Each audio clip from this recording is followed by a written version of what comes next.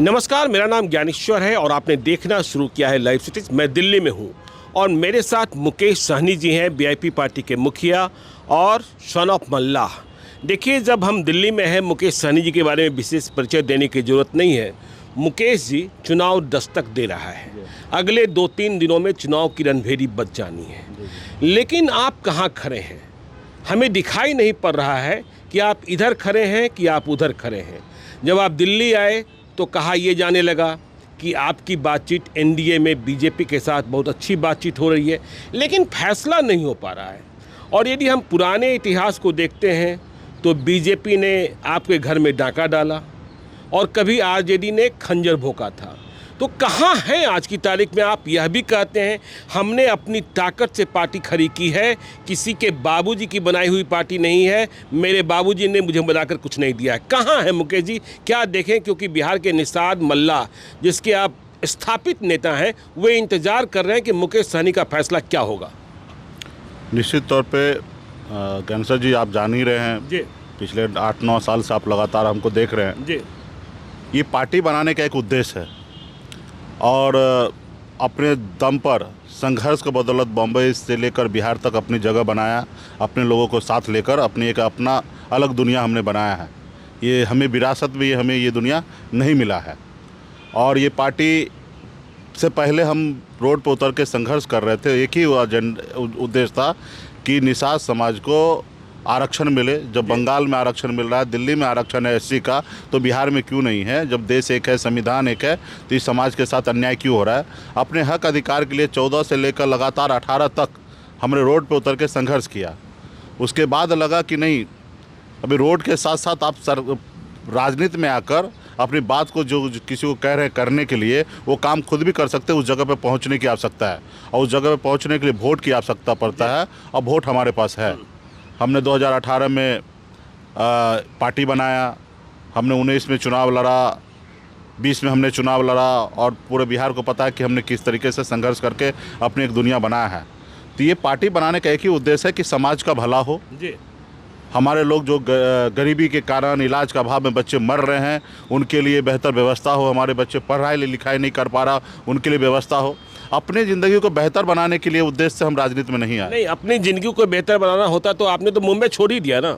और लगता है पिछले 8-9 वर्षों में आपने कितना बहाया है और मुंबई में कुछ बचा भी कि नहीं बचा, सब कुछ झोंक दिया समाज के लिए।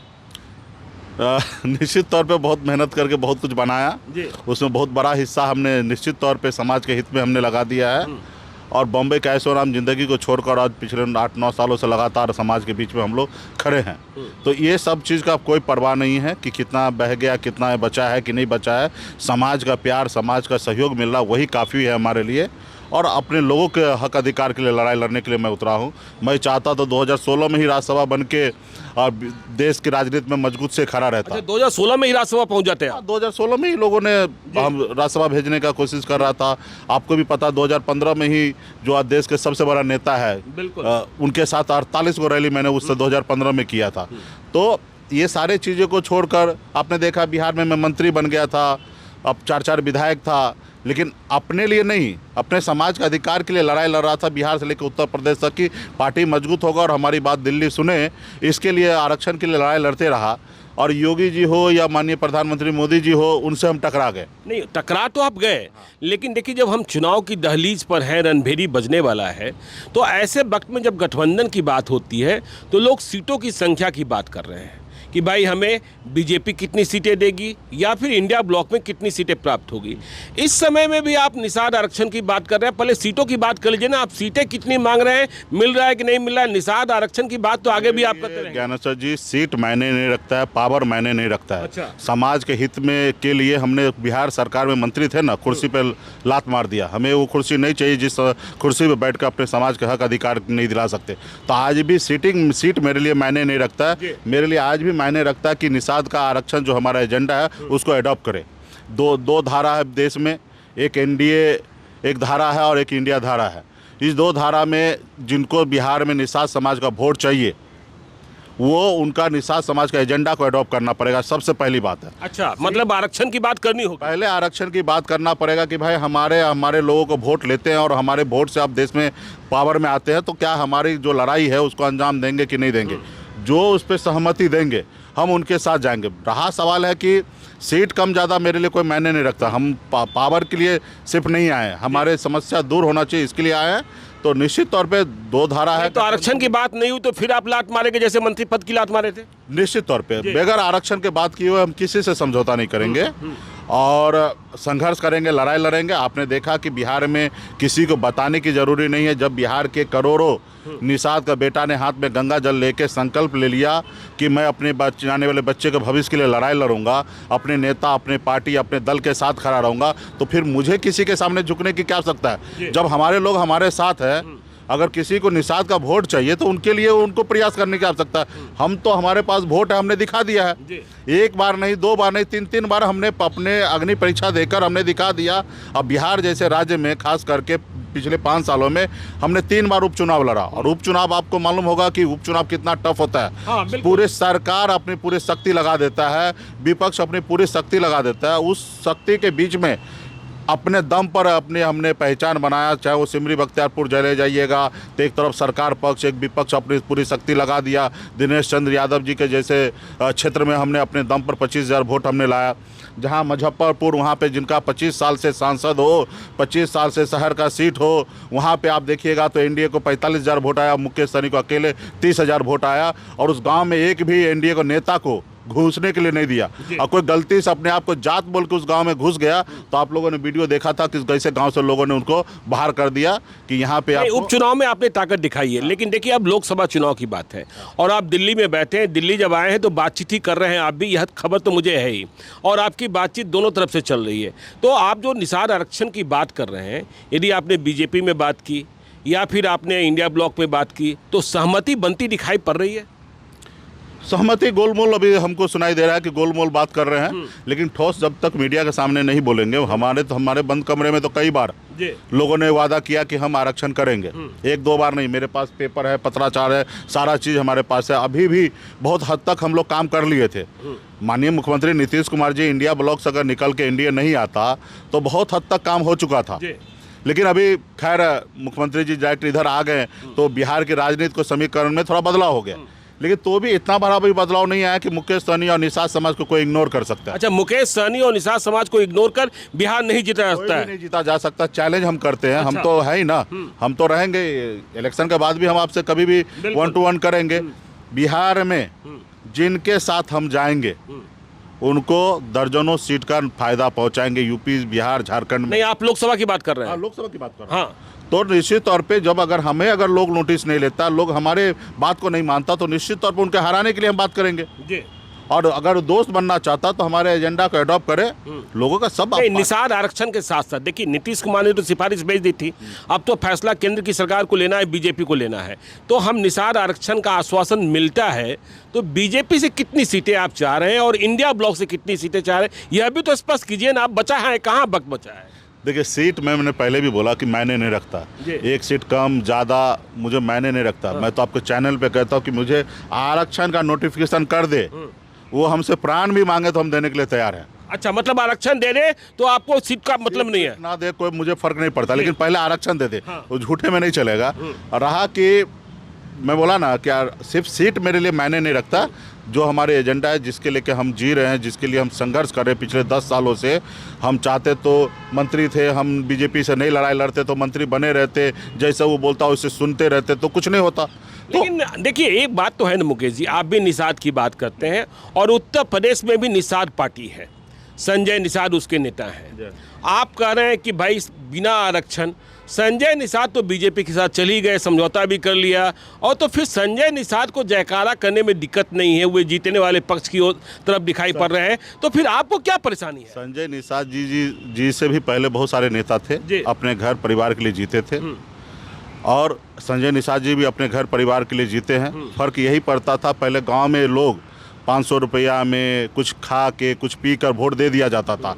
अब वही काम डॉक्टर संजय कर रहा है, बल्क में बेच रहा है। अच्छा, वोट को बेच रहा है? वोट को बेच रहा है कि उनको बेटा को एगो टिकट मिल जाए, बीजेपी से सांसद बन जाए, बाकी बिहार उत्तर प्रदेश के तमाम निषाद का बेटा भले दलदल में चले जाए, उसको उससे फिक्र नहीं है। तो वही काम कर रहा है। देखे ना, अपने एक टिकट पे समझौता कर लिया और एक टिकट लेकर वो अपने बेटा को सांसद बना लिया और फिर मज़ा करेंगे, मौज करेंगे। और बाकी समाज के लोगों ने जिसको डॉक्टर संजय निषाद बनाया उनके बारे में सोच नहीं रहे।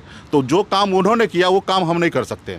जो संजय निषाद ने किया वो काम मुकेश सहनी नहीं करते हैं। जहर खा लेंगे लेकिन ये काम तो ज़िंदगी में कभी नहीं करेंगे कि अपने स्वार्थ के लिए, अपने फ़ायदे के लिए किसी भी पॉलिटिकल पार्टी से समझौता कर लेंगे। अपने लाभ के लिए, अपने बीवी बच्चे के लिए, अपने भाई के लिए, अपने लोगों के लिए लाभ नहीं। हमारे लिए हमारी पार्टी जो है सर्वोपरि है। और उससे भी बड़ी बात सर्वोपरि है कि हमारा समाज, क्योंकि हम समाज के लड़ाई लड़ने के उद्देश्य से ही पार्टी बनाए। उसके बाद जब पार्टी बन गया तो हर जाति धर्म पार्टी में आज है, और पार्टी जो प्रक्रिया से चलता उस प्रक्रिया से हम चला रहे हैं, उसमें कोई भेदभाव नहीं है, ठीक है। लेकिन पार्टी बनाने का जो उद्देश्य था तो वही तरीके से हम अपने घर परिवार को सेट करने के लिए राजनीति में नहीं आए। आज अंतिम समय है, लोग चाहेगा कि अपना घरों कम से कम बचा ले, अपने लिए भी बच जाए, कम से कम अपना सिर्फ सुरक्षित। संजय निषाद ने तो बचा लिया, आप तैयार नहीं? हमें नहीं चाहिए, हमें नहीं चाहिए, हमें चाहिए ही नहीं। चलिए देखिए अगला सवाल, देखिए थोड़ा कठिन सवाल है मुकेश जी। हम लोग बैठे हैं रायसीना हिल्स में दिल्ली में, और सीटों के तालमेल की बात चल रही है। बैठने का औकात आज से नहीं 10 साल से है। हाँ नहीं, वो तो मैं देख रहा हूँ, वो आपका पिन कोड बना हुआ है, ठीक है। लेकिन एक चर्चा जो इस रायसीना हिल्स में है, जहाँ सीटों के बंटवारे की बातचीत हो रही कि मुकेश सहनी की शर्त बहुत कड़ी है। आरक्षण की बात तो है ही, इसके अलावा वे एनडीए में कह रहे हैं बीजेपी को चिराग पासवान से कम नहीं, और उधर इंडिया ब्लॉक में कह रहे हैं कांग्रेस से कम नहीं, क्योंकि हमारी ताकत इन दोनों से कम नहीं है। क्या ये सही है? नहीं, देखिए ये मुझे नहीं मालूम है, इतना पता है चर्चा तो ये है। हाँ, चर्चा होगा। और लोग कभी कभी क्या है कि सामने वाले को कोट करके एक दूसरे को लड़ाने का भी कोशिश करते हैं। हम ना चिराग पासवान जी के बारे में बोल रहे हैं, ना राहुल गांधी जी के बारे में बोल रहे हैं। राहुल गांधी जी देश के बहुत बड़े नेता हैं, उनकी बड़ी पार्टी है। चिराग पासवान जी के पिताजी का बड़ा नाम रहा है, उन्हीं के बनाई हुई पार्टी है। हम उन लोग से नहीं हम बात करेंगे। हमने बीच में उपचुनाव लड़ा है बिहार में, 5-6 उपचुनाव हुआ है, 3 उपचुनाव हमने लड़ा है। चुनाव आयोग के वेबसाइट पे वोट है, किसको कितना वोट आता है उपचुनाव में। और उपचुनाव जो होता है वो फाइनल, मतलब कह सकते हैं कि एग्जाम होता है, टेस्ट होता है, उसमें जिसको जितना नंबर मिले उस नंबर के आधार पे उनके साथ न्याय होना चाहिए। मेरा बात मतलब उपचुनाव के नतीजे के आधार पर आप उपचुनाव के नतीजे पे ही आप बात कीजिएगा ना कि कितना आपके पास वोट है। तब तो आपको अधिक वोट मिले थे चिराग पासवान से, कई गुना ज्यादा। देखिए आ गई ना बात। देखिए जो रायसीना हिल्स में बात चल रही है कि आप अपनी ताकत चिराग पासवान से अधिक मानते हैं। हाँ है भी। अच्छा, अभी जाति आधारित गणना हुआ है, हम 10% है। अच्छा, हमारा स्टैक रेट क्या है, पोलिंग कैपेसिटी क्या है। अब बहुत सारा पार्टी भी लड़ा, सिर्फ चिराग पासवान की कोट नहीं कीजिए, उनको अच्छा नहीं लगेगा। बहुत सारा पार्टी, राज्य के सभी पार्टी ने लड़ा, चाहे वो बीजेपी हो, जेडीयू हो, आरजेडी हो, कांग्रेस पार्टी हो, मांझी जी की पार्टी हो, चिराग पासवान जी की हो। बहुत सारा पार्टी तो दम ही नहीं उठा पाया कि हम लड़े। जो नहीं लड़े, जो एग्जाम में नहीं बैठे, उसकी बात आज ना करें। लेकिन जो लोग अपनी क्षमता ताकत दिखाने के लिए बैठे कि हम इनको हरा देंगे, हम लड़ेंगे तो इनको हरा देंगे, लेकिन आप हरा नहीं पाए। और आपका वोट कितना है वो आप दिखा, लेकिन हमने जिद किया कि हम हरा देंगे तो हमने हरा दिया।